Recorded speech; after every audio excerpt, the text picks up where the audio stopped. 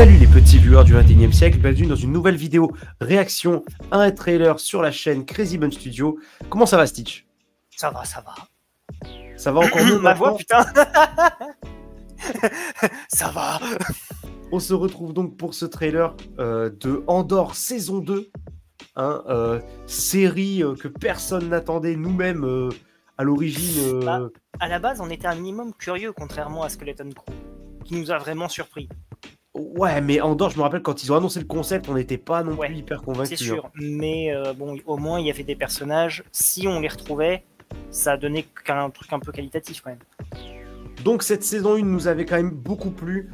Cette saison 2, je crois, elle se concentre sur beaucoup plus d'époque. On a un champ d'action plus large. C'est-à-dire que je crois que la saison 1, c'est sur genre 2 ans. Mais là, je crois que c'est sur 10 ans pour la saison 2. Vraiment, tous les, je crois, 3 épisodes, on va changer d'époque et de période. Donc ça peut être vraiment intéressant. C'est pour ça aussi qu'il la diffuse de cette façon. 3 épisodes par 3 épisodes. Pour pas qu'on soit trop perdu. C'est peut-être pour ça. Mais ouais, pour le coup, moi je suis assez curieux. C'est la meilleure série Star Wars qu'on ait eu en live action.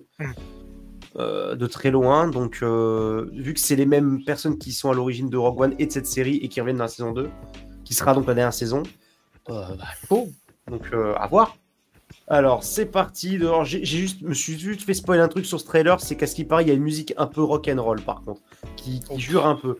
Mais moi je suis hype. Je me dis pourquoi pas. Donc voilà. Allez, c'est parti.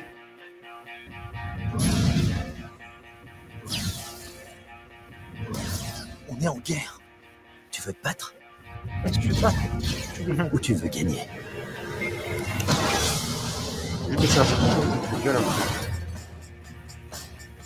Oh, ils savent, on a une bonne série. On a une série qui est appréciée, vite, dites-le. J'avoue que c'est bien la première fois qu'ils font un truc comme ça. Oh, c'est badass. Oh, Krennic. Quelle agréable soirée.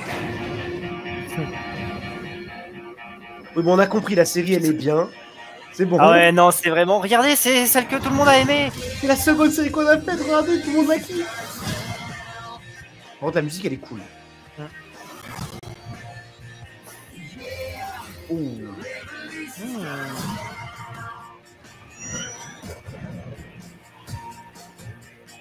K2. C'est bon, il y a K2, je suis content. Vendu. Il y a le nazi de retour.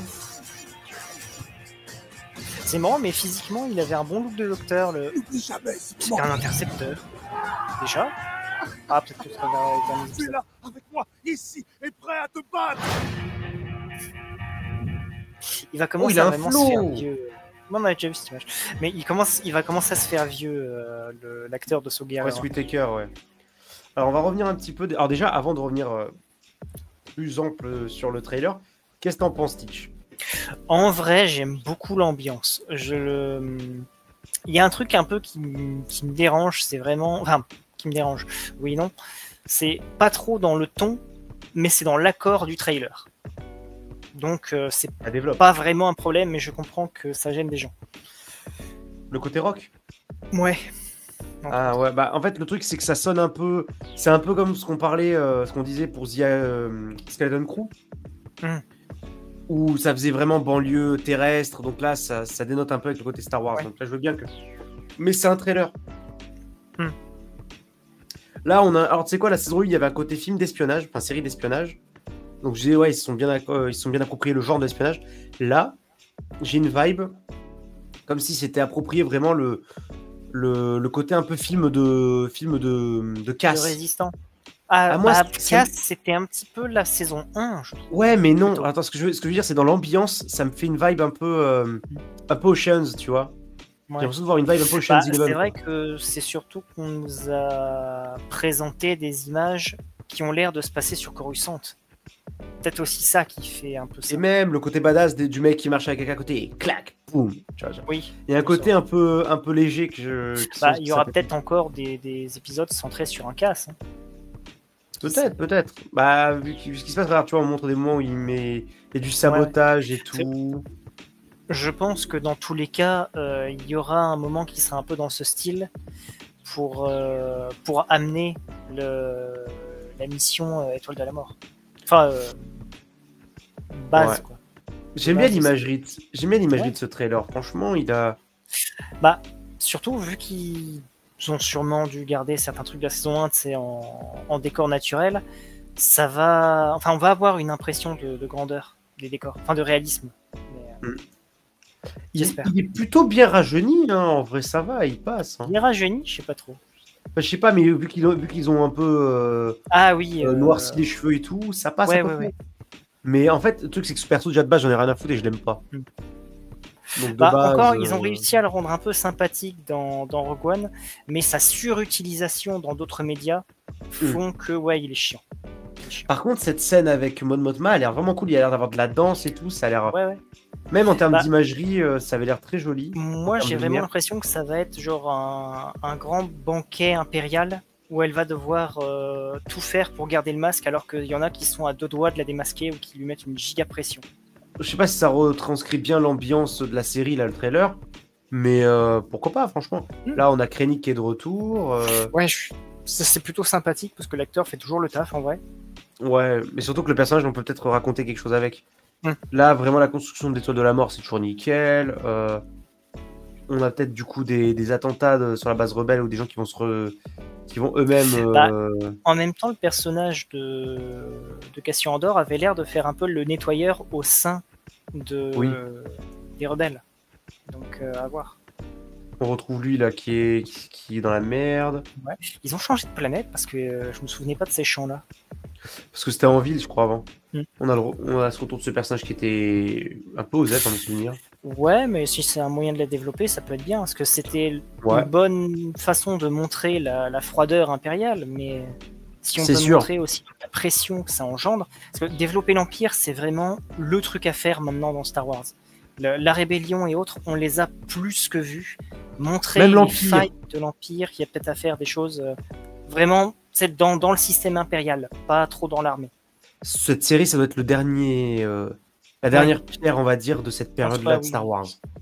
J'en peux plus. Moi, cette période-là de Star Wars, j'en peux plus. Moi, je veux voir du avant la prélogie et du après la trilogie. Non, même après la postlogie, j'ai envie de dire. La période prélogie jusqu'à trilogie originale, j'en veux plus. J'en ai marre. En fait, on m'a tellement sorti les memories, là, et tu te souviens, ça c'était bien, tu te souviens, c'était bien, que j'en ai marre. J'en veux plus. Donc là, on a une scène d'action dans un hangar. Enfin, j'ai l'impression d'avoir déjà vu ça, c'est le problème. Donc je vais attendre de voir si c'est un peu intéressant. Mais cette scène-là que je disais de danse qui est quand même assez belle en termes de lumière, donc à voir. Ce qui est cool, c'est qu'on a un passage en vitesse lumière vu de l'extérieur, mais tout du long. C'est déjà vu, il me semble. Tout du long jusqu'au passage en hyperespace comme ça.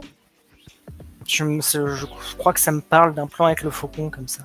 Mais en tout cas, c'est toujours appréciable, je trouve, visuellement. Ouais. Des scènes de banquet. Le retour de K2SO. Pourquoi pas. Ouais, parce que le côté espionnage qu'il y avait au sein de la bourgeoisie impériale, c'était quand même très cool dans la saison 1. Ce personnage-là de retour, bah écoutez, moi je suis pour. C'était un personnage assez intéressant au sein de l'Empire. Ça permettait vraiment d'avoir un point de vue au sein de l'Empire sans faire la merde habituelle qu'on a dans les jeux vidéo récents ou autres. Constamment, quand on voulait mettre de l'Empire, on mettait quelqu'un qui était dans l'Empire à l'épisode 1 et juste après, il quittait l'Empire. Et je suis en mode, mais putain, mais allez jusqu'au bout de votre concept, quoi, c'est chiant. Ouais.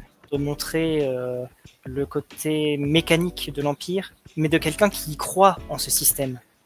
Toujours dire, faut les mettre du côté des gentils, sinon, oh là là, c'est bon. Montrer qu'il y a une petite source de lumière, même dans les ténèbres, c'est quelque chose qui peut être très cool, qui peut faire qu'on s'attache. C'est ce qui fait que, par exemple, le Grand Inquisiteur a un minimum de fanbase. Parce qu'il a un flow déjà physiquement, mais surtout, on a montré un peu d'honneur, un petit peu de ressenti encore de cette période Jedi. Et pourtant, c'est quelqu'un qui a servi l'Empire pendant des années et des années. Jusqu'à sa mort, d'ailleurs. De toute façon, si vous suivez la chaîne, vous devez savoir que nous, si on nous lance sur Star Wars, c'est lancé sur 20 minutes. Ouais. Mais en vrai, là, j'ai fait défiler à peu près toutes les images du trailer intéressantes. Franchement, je suis pas overhype, parce que cette série, j'ai beau l'adorer, je veux pas m'overhype sur un truc sans savoir un peu la qualité à ce moment-là, saison 2. Ils misent beaucoup sur on a kiffé la saison 1, donc j'attends de voir quand même.